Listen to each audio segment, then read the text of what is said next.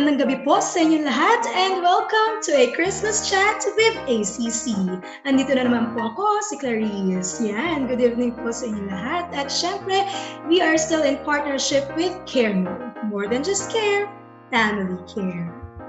Since it's beginning to look a lot like Christmas, syempre we will not miss this chance to offer melodies from our hearts, just like how we always used to in the past 18 years of Anima Christi Chorale.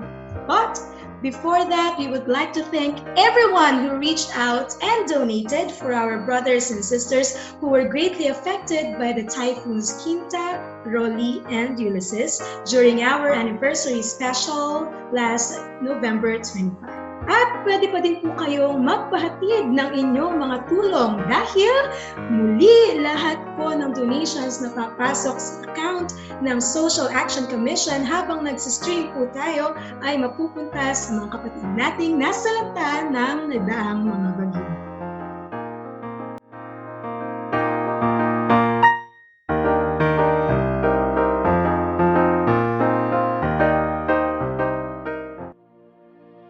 Maraming salamat po sa inyong lahat at para sa mga gusto pa pong mag-donate, donation details are flashed on your screens. Yan, sabi nga po ni Michael Jackson, give love on Christmas Day. Kaya donate na po kayo.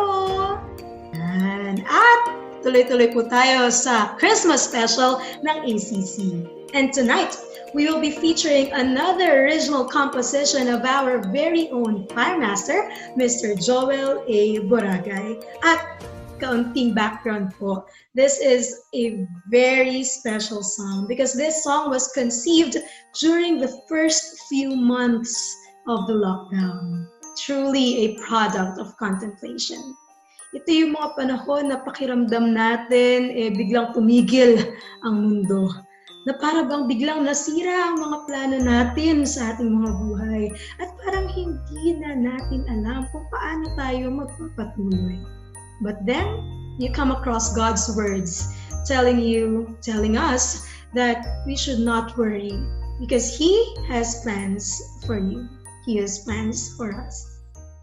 Kaya naman, para mas maunawaan po natin ang awiting ihahandog namin sa inyo ngayong gabi, kasama po natin ang Superintendent ng Lucena Diocese Catholic Schools Association. Please welcome Reverend Father Edwin V. Baruelo. Magandang araw at magandang pakikinig sa inyong lahat. Magandang gabi po sa inyo, Father. At lubos na nagagalak po na kayo po ay kasama namin ngayon. So, kagalakan ko rin na makaisa ang Anima Christi Chorale. Father, bilang superintendent po ng Ludixa, I know you are very keen with planning about a lot of things with regards to your position po. Tsaka kahit hindi po sa Ludixa, I mean your everyday life, na po importante po para sa atin, lalo na po sa inyo, ang plans. So itong text na ito po, Father, from Jeremiah chapter 29, verse 11. For I know the plans I have for you, declares the Lord. Plans to prosper you and not to harm you. Plans to give you hope and a future. Ano po ba, Father, ang ibig sabihin ng text na ito? Madalas kong marinig yung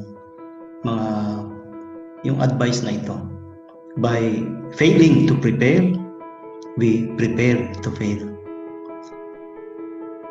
This is an advice which I often heard in many seminars.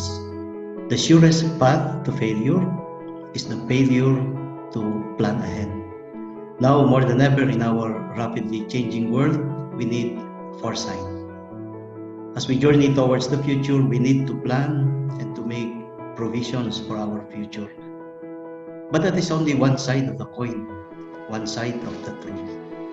Isn't it that sometimes even our well-crafted plan fails?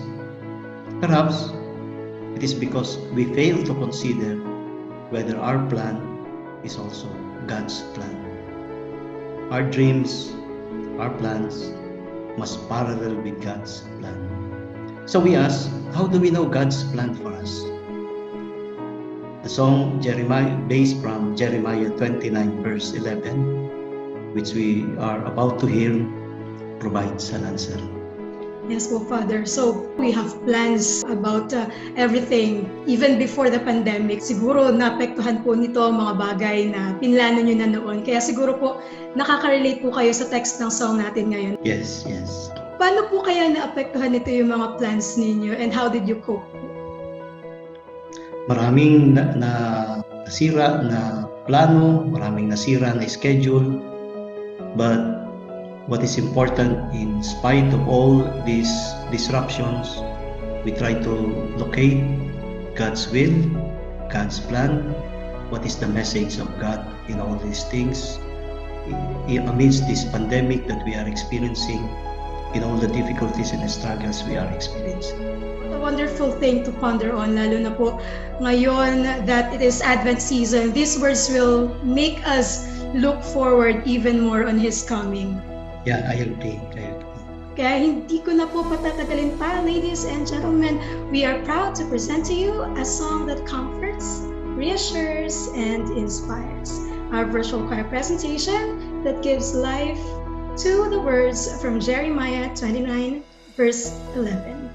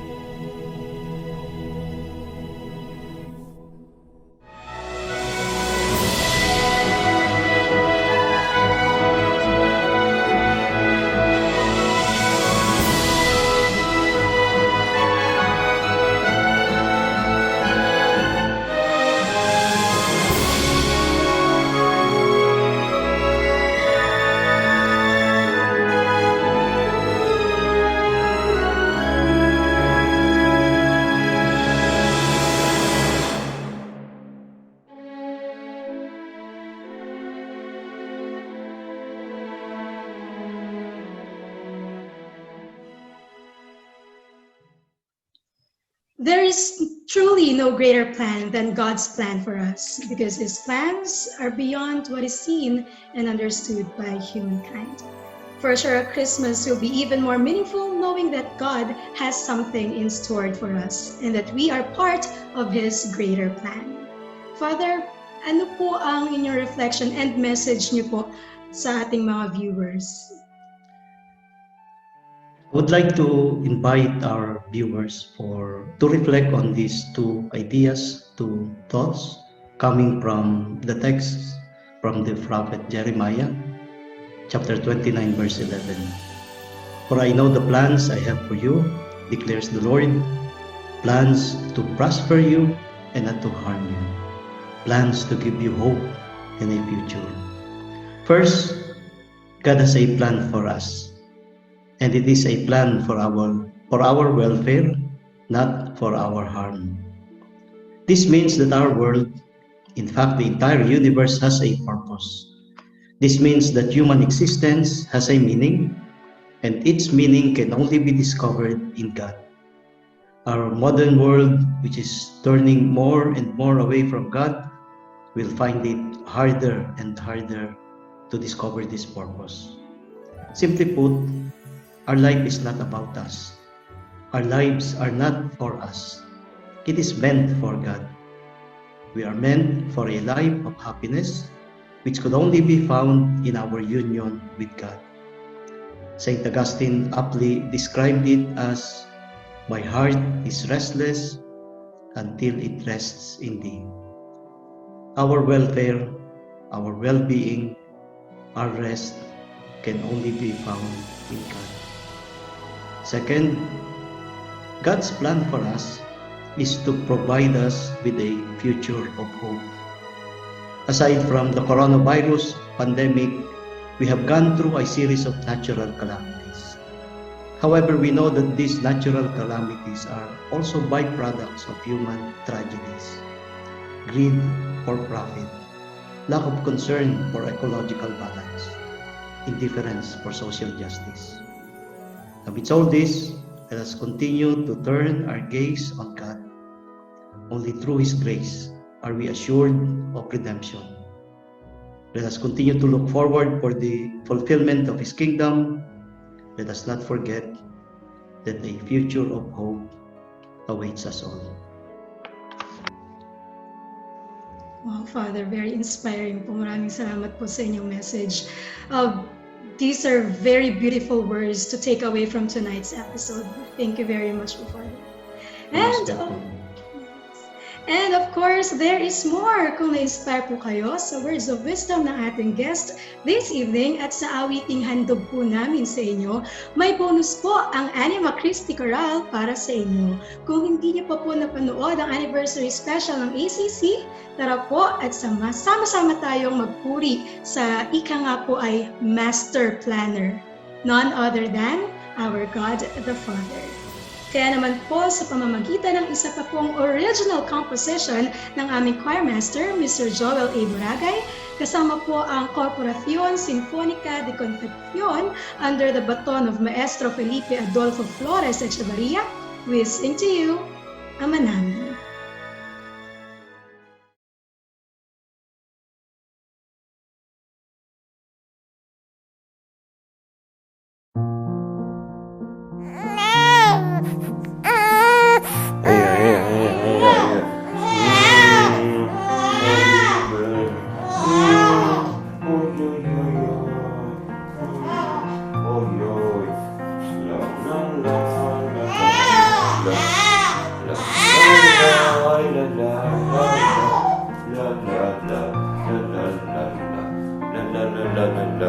la la la la la la la la la la la la la la la la la la.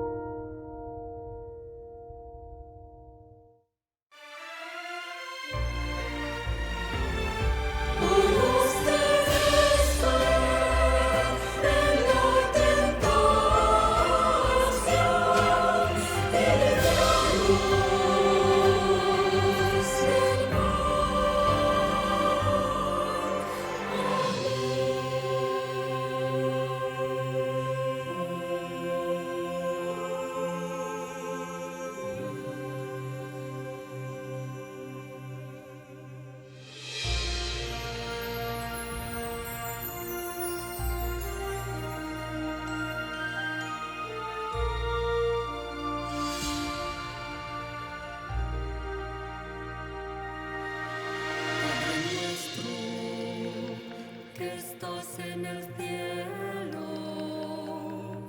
sambahin ang ngalan mo.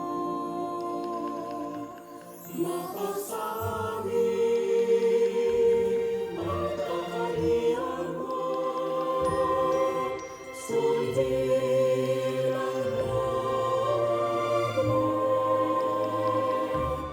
En la tierra, como en el cielo.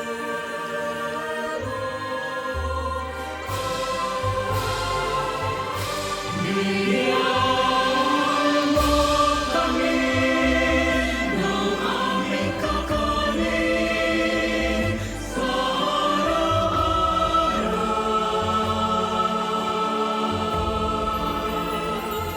At patawarin mo kami sa aming mga sala para ng pagpapatawad namin sa nagkasala sa amin.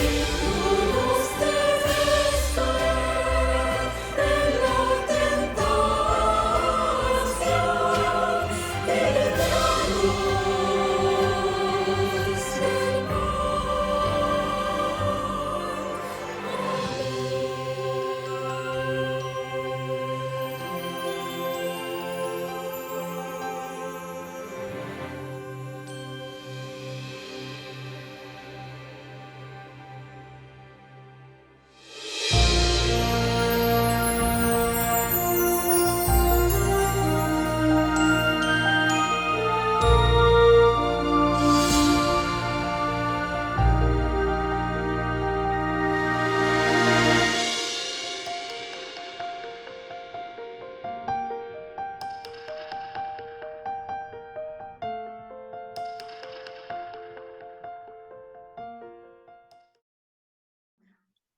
Maraming salamat po ulit, Father. It is such an honor to have you here with us this evening. Siyempre, hindi po kompleto ang gabi nito nang hindi po kami humihingi ng blessing mula sa inyo. Sumainyo ang Panginoon At sa inyo. at pagpalain kayo ng makapangyarihang Diyos Ama, ng Anak, at ng Espiritu Santo. Amen. Thank you very much po, Father. And advance Merry Christmas na po sa inyo. Ayan. Merry Christmas din. From Anima Christi Chorals. Lahat po ng bumubuo ng ACC. Thank you very much po. You're welcome. God bless. The greatest planner is definitely the reason for the season. Maraming salamat po sa inyong lahat sa pagsama sa amin ngayong gabi. At magkita-kita po ulit tayo next Wednesday for another meaningful and musical night. This is a Christmas chat with ACC. Good evening.